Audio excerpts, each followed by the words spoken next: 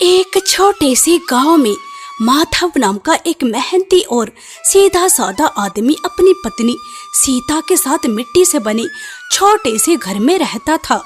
माधव के पास ज्यादा दौलत नहीं थी। उसके पास बस गांव के किनारे एक छोटा खेत था, लेकिन वो ही खेत उसकी उम्मीद और मेहनत का सहारा था। वो बड़े प्यार और लगन से अपने टमाटरों की देखभाल करता। दिन भर मेहनत के बाद जो कमाई होती उसी से माधव का घर चलता था। टमाटर ले लो, टमाटर, लाल लाल टमाटर ले लो, ताजी ताजी टमाटर ले लो। अभी अभी खेत से लाल लाल टमाटर लाया हूँ, टमाटर ले लो, टमाटर। माधव सुबह से जोर जोर से आवाज लगाकर ग्राहकों को अपने पास बुला रहा था, लेकिन सुबह से दोपहर हो चुकी थी। माधव के पास सिर्फ एक ही ग्राहक आया था। माधव निराश होकर ग्राहकों के आने का इंतजार करता रहा। अब तो इस बाजार में और भी कई नई सब्जी वाले आ चुके हैं, जिस वजह से मेरी सब्जी ना के बराबर बिक रही है। मैं कितनी मेहनत करता हूँ अपने खेतों में इन सब्जियों को उगाने में, फिर भी देखो इतनी कम कमाई। माधव यह सोचकर उदास हो जाता है, क्योंकि पिछले कुछ दिनों से गांव में कई नए सब्जी वाले आ गए थे।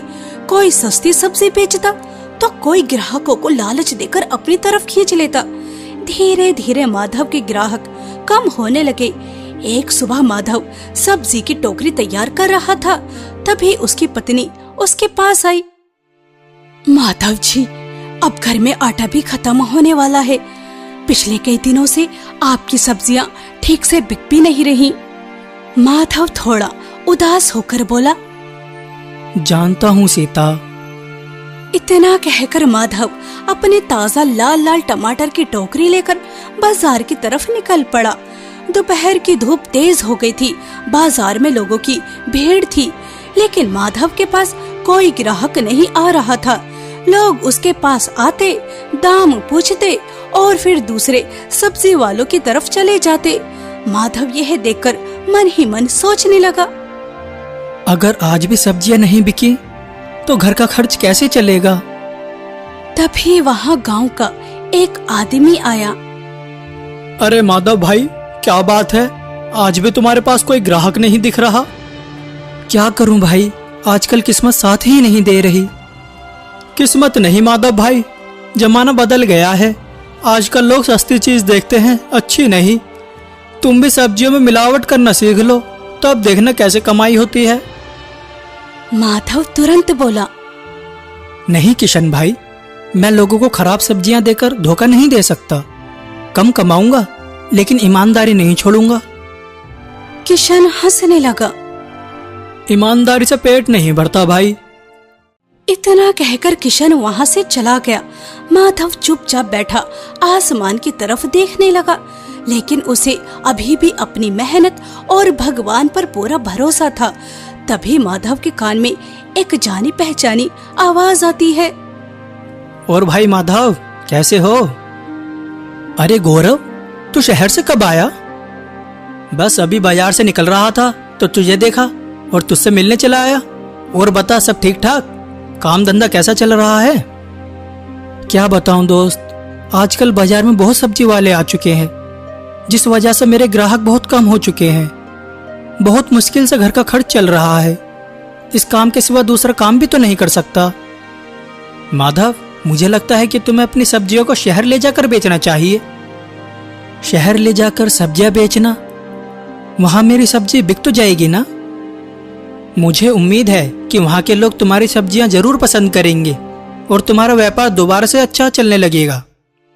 माधव को अपने दोस्त की बात समझ में आ जाती है, लेकिन वो शहर जाते हुए हिचकिचाता है। और शाम को जब वो घर जाता है तो अपने दोस्त की बात अपनी पत्नी को बताता है। अजी, आपका दोस्त आपका सच्चा दोस्त है। उसने आपको बहुत अच्छा उपाय दिया है। शहर के लोग ऐसी ताजी सब्जी की मांग करते हैं। अपनी पत्नी की बात सुनकर माधव की जो थोड़ी बहुत हिचकिचाहट थी वो दूर हो जाती है, और अब वो फैसला करता है कि वो अपने खेत के शुद्ध ताजी टमाटर शहर लेकर जाएगा और बेचेगा। और अगली सुबह अपनी टोकरी में ताजे टमाटर भरता है और शहर बेचने के लिए निकल जाता है। लाल लाल टमाटर ले लो, टमाटर ताजी ताजी लाल लाल टमाटर ले लो। माधव की टोकरी में फ्रेश लाल लाल टमाटर देखकर शहर के लोग उसके पास आने लगते हैं और कुछ ही देर में वो शहर में जितने भी टोकरी भरकर टमाटर लेकर आया था वो सब बिक जाते हैं। यह देखकर माधव के चेहरे पर मुस्कान आ जाती है। गौरव ने बिल्कुल ठीक कहा था, शहर के लोग तो मेरे ताजे टमाटर पसंद कर रहे हैं। आज मैं 1 टोकरी टमाटर लाया था, कल 2 टोकरी टमाटर लेकर आऊंगा। माधव खुशी खुशी शहर से वापस घर आ जाता है। अगले दिन माधव दोबारा से अपने खेत के ताजा टमाटर शहर लेकर जाता है। शहर के लोगों को माधव के टमाटर पसंद आ रहे थे, जिस वजह से आज भी उसके सारे टमाटर बिक जाते हैं। माधव बहुत खुश था। ऐसे ही दिन गुजर रहे थे। एक दिन माधव के साथ सब्जी बेचने वाला उसका साथी नंदू अपनी पत्नी से कहता है, अरे भाग्यवान, 1 प्याली चाय तो लेकर आओ। अरे कोई काम धंधा शुरू करो ना, अब तो तुमने सब्जियां बेचना भी छोड़ दिया है, क्यों? अरे भाग्यवान, काम धंधा भी शुरू कर दूंगा। एक बार मुझे पता तो चल जाए कि माधव ने नया काम क्या शुरू किया है। बस जैसे ही पता चलेगा तुरंत वही काम शुरू कर दूंगा। हाँ, उसी तरह जिस तरह तुमने माधव को सब्जियां बेचता हुआ देखा और फिर सब्जियां बेचनी शुरू कर दी, उसी तरह अब जो वो व्यापार कर रहा होगा वही व्यापार करने लगोगे। क्यों, सही कहा ना मैंने? अरे भाग्यवान, माधव की नकल करने से फायदा होता है। तुमने देखा नहीं, पहले मैं कितना कम कमाता था, लेकिन जब से मैंने उसी की तरह सब्जी बेचनी शुरू करी हमारे घर के हालात बदल गए। और अब जैसे ही मुझे पता चलेगा कि वह क्या व्यापार कर रहा है, मैं भी वही व्यापार करने लगूंगा, तो जरूर उसमें भी मुझे फायदा ही होगा। हाँ, तो जल्दी पता करो कि वो क्या व्यापार कर रहा है। ठीक है भाग्यवान, इतनी चिड़चिड़ाती क्यों हो, मैं पता कर लूंगा। नंदू हमेशा माधव की नकल करता था। उसे लगता था कि माधव बहुत ही ज्यादा होशियार और अक्लमंद इंसान है। वो जो भी काम करेगा अच्छा ही करेगा। अगर मैं उसकी नकल करूं तो मेरी जिंदगी का भी कल्याण हो जाएगा। और इसीलिए हमेशा नंदू माधव की नकल करता था। एक दिन माधव अपने दोस्त गौरव से बात कर रहा था, तभी पेड़ के पीछे खड़ा नंदू उन दोनों की बातें सुनने की कोशिश करता है। गौरव, तुमने ठीक कहा था। तुम्हारे बताए गए उपाय की वजह से अब मेरे घर का चूल्हा बहुत अच्छी तरह से जल रहा है। हम अच्छा खा रहे हैं, अच्छा पहन रहे हैं। शहर के लोग मेरी सब्जियां बहुत पसंद कर रहे हैं। अगर ऐसे ही कारोबार चलता रहा तो एक दिन मैं अपना घर भी पक्का कर लूंगा।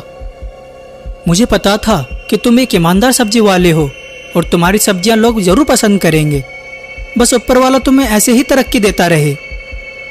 माधव को लगा था कि मुझे पता नहीं चलेगा कि यह क्या व्यापार कर रहा है। मेरा नाम भी नंदू है। नंदू, पता कर ही लेता हूँ। अब मुझे पता चल चुका है कि तू शहर जाकर अपनी सब्जियां बेचता है, तो अब मैं भी यही काम शुरू करूंगा।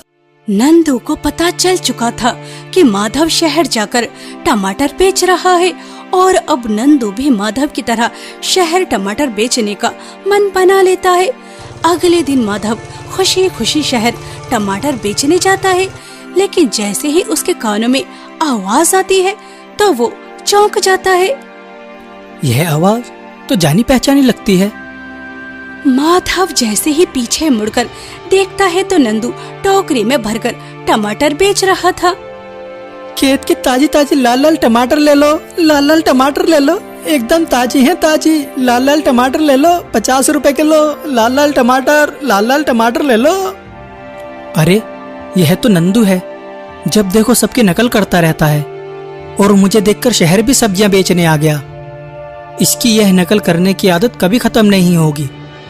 एक दिन यही आदत इसे परेशानी में डाल सकती है। ले जाइए बहन जी, आधा किलो टमाटर मात्र 25 रुपए के हैं। भैया, आधा किलो टमाटर दे दीजिए। धीरे धीरे माधव के ग्राहक नंदू के पास जा रहे थे। माधव यह देखकर उदास हो जाता है। बताइए बहन जी, कितने टमाटर तोलूं? अरे नहीं भैया, रहने दीजिए, मैं सामने सब्जी वाले से टमाटर ले लूंगी, उसके टमाटर सस्ते हैं। माधव के ग्राहक आधे हो जाते हैं। आज माधव के टमाटर आधे ही बिके थे और जो टमाटर बच जाते हैं वो घर वापस ले जाता है। सीता टमाटर बचे हुए देखकर माधव से कहती है, अजी ये है क्या, रोज तो आपके सारे टमाटर बिक जाते हैं, आज टमाटर वापस क्यों लेकर आए हो? बाजार में क्या ग्राहक कम थे? नहीं, ग्राहक तो कम नहीं थे, लेकिन पहले तो सिर्फ मैं ही टमाटर बेचता था। लेकिन आज शहर में नंदू भी अपने टमाटर बेचने गया था और उसके दाम भी मेरे टमाटर से आधे थे, जिस वजह से मेरे पास ग्राहक कम आए और मेरे ग्राहक नंदू के पास चले गए। ये नंदू आपकी नकल के बिना कभी रह ही नहीं सकता। सीता, परेशान होने की जरूरत नहीं है। अगर नंदू टमाटर बेच रहा है तो बेचने दो। अब मैं टमाटर नहीं बल्कि शिमला मिर्च बेचूंगा। माधव परेशान था, लेकिन वो हिम्मत नहीं हारता और अब वो अपने खेतों में शिमला मिर्च उगाता है। और जब शिमला मिर्च तैयार हो जाती है तो वो शहर के बाजार में बेचने जाता है। माधव की ताजी ताजी हरी हरी शिमला मिर्च देखकर ग्राहक उसके पास आना शुरू कर देते हैं। तुम्हारी शिमला मिर्च तो बहुत ही ज्यादा फ्रेश है, मुझे 1 किलो दे दो। इसी तरह एक के बाद एक ग्राहक उसकी शिमला मिर्च खरीद रहे थे। नंदू ये सब अपनी आंखों से देख रहा था। अच्छा, तो इसने शिमला मिर्च बेचनी शुरू कर दी है, तो कोई बात नहीं, नंदू भी अब शिमला मिर्च बेचेगा। नंदू को तो सिर्फ और सिर्फ माधव की नकल करनी थी। अगले दिन नंदू भी माधव की तरह शिमला मिर्च लेकर शहर पहुंच जाता है और दोबारा से माधव के ग्राहक आधे हो जाते हैं। नंदू तो मेरा पीछा छोड़ने का नाम ही नहीं ले रहा। अरे जब उसके टमाटर अच्छे बिक रहे थे तो अपने टमाटर ही बेचता रहता, अब वह मेरी तरह शिमला मिर्च भी बेचने लगा। इसने दोबारा से मेरे ग्राहक कम कर दिए। अब मैं क्या करूं? मुझे लगता है कि अब मुझे सब्जियां बेचना ही छोड़ देना चाहिए। कोई नया काम शुरू करता हूं, ऐसा काम जिसकी शहर में ज्यादा मांग हो। माधव बैठा हुआ ये सोच ही रहा था कि उसे कोई नया काम शुरू करना चाहिए कि तभी उसके दिमाग में एक आइडिया आता है। यह उपाय तो अच्छा है। शहर में देसी अंडों की मांग भी बहुत है। अगर मैं छोटा सा मुर्गी फार्म खोल लूं तो क्या पता मेरा यह व्यापार चल पड़े। माधव को बैठे बैठे मुर्गी फार्म खोलने का उपाय सोचता है और वो कई छोटी छोटी मुर्गियां और उनके दाने लेकर घर जाता है। माधव ने अपने घर के आंगन में एक कमरा बनवाया। वो रोज मुर्गियों की साफ सफाई करता, उन्हें दाना पानी देता। कुछ ही दिनों में मुर्गियां अंडे देने लगी। माधव सुबह सुबह ताजे अंडे शहर लेकर जाता और अच्छे दामों में बेच आता।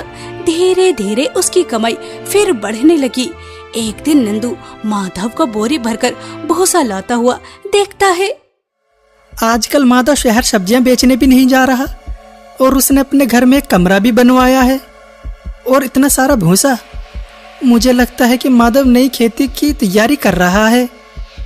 कहीं ये मशरूम की खेती तो नहीं कर रहा? हा हा, नंदू सब भांप लेता है, ये जरूर मशरूम की खेती ही होगी। माधव को भूसे की जरूरत किसी और काम के लिए थी और नंदू ने कुछ और ही समझ लिया और बिना पूरी जानकारी लिए फैसला कर लिया। नंदू घर आकर अपनी पत्नी से बोला, भाग्यवान, जल्दी घर का आंगन साफ करो, हम मशरूम की खेती शुरू करेंगे। मशरूम की खेती? लेकिन तुम्हें आती भी है ये खेती? अरे माधव करता है तो मैं भी कर लूंगा। कल बाजार से गीला भूसा और पुराने बोरे ले आऊंगा, बस हो ही जाएगी खेती। बिना सीखे ऐसे ही करोगे? पहले किसी से सीख तो लो। अरे चिंता मत करो भाग्यवान, नंदू सब कर लेगा।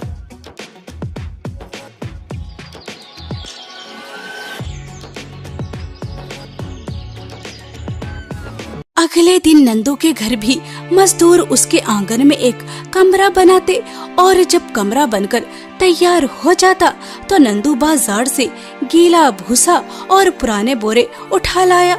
वो दिन भर पानी डालता रहता उधर माधव आराम से अपने मुर्गी फार्म को बढ़ा रहा था।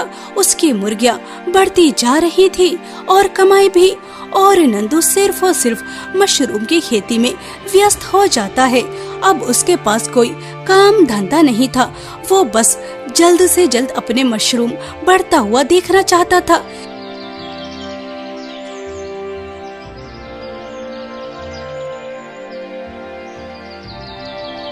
धीरे धीरे भूसा सड़ने लगा। एक दिन मोहिनी नंदू से कहती है, अजी इतना समय हो गया आपको मशरूम की खेती करते करते, लेकिन अभी तक मैंने एक भी मशरूम उगता हुआ नहीं देखा, और ऊपर से शहर के बाजार भी जाना छोड़ दिया। घर में एक पैसे की कमाई नहीं, कब होगी घर में कमाई? अरे मोहिनी धीरज रखो, एक बार मशरूम हो जाने दो, उसके बाद तो पैसे ही पैसे होंगे। पता नहीं जो भी जमा पूंजी थी वो इस मशरूम की खेती में लगा दी। घर में जो 4 पैसे आ रहे थे वो भी आने बंद हो गए इस मशरूम की खेती की वजह से। धीरे धीरे समय बीतता रहा। नंदू को इंतजार था अपने मशरूम उगने का। काफी समय बीत जाने के बाद जब नंदू ने अपने बोरे खोले तो उसके अंदर का सारा भूसा सड़ चुका था, फफूंद लग चुकी थी और एक भी मशरूम नहीं उगा था। नंदू को समझ आ चुका था कि उसकी मशरूम की सारी कोशिश बेकार हो चुकी है। उसका समय, मेहनत और पैसे सब डूब गए थे। अब नंदू सिर पकड़कर बैठ गया। अजी क्या हुआ, सिर पकड़कर क्यों बैठे हो? मशरूम नहीं उगे क्या? नहीं भाग्यवान, नहीं होंगे। जैसा भूसा डाला था उसमें तो फफूंद लग गई है और यह सारा भूसा सब बेकार हो गया। मशरूम की सारी कोशिश खराब हो चुकी है। मेरा इतना समय, इतने सारे पैसे सब डूब गए। माधव यही मशरूम की खेती करके कितने अच्छे पैसे कमा रहा है और मेरे सारे पैसे डूब गए। अजी पहले पूरी जानकारी ले लेते तो तब शुरू करते, अब क्या फायदा रोने से। नंदू रो रहा था कि तभी माधव वहां आया। माधव, तुम तो घर पर नई खेती करके इतने अच्छे पैसे कमा रहे हो और मेरी तो सारी मेहनत बेकार हो गई। नंदू, तुमने मशरूम की खेती क्यों शुरू की? तुमने मुझसे पूछा भी नहीं।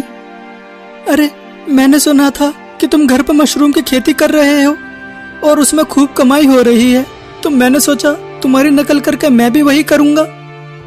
नंदू, मैं मशरूम की खेती नहीं कर रहा था, चलो मेरे साथ।